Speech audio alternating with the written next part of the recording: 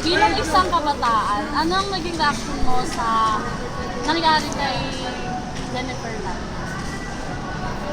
Siguro para sa akin, sang-ayon din ako na mawalang visa yung kaso.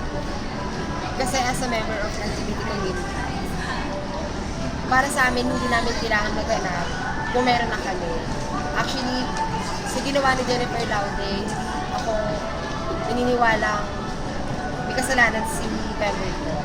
Kasi una-una sa lahat, kung sinabi na niya yung totoo kung anong kasarian niya, kailangan, hindi na dapat nangyari yung pagpatay sa kanya. Kasi una-una sa lahat, may asawa na siya. Saka di na niya dapat kailangan maganap ng iba kasi alam naman natin na gano'n na nga tayo pero sabihin natin makati siya. Isa po. Lang. Thank you po. Ayoko ng ganyan. Ano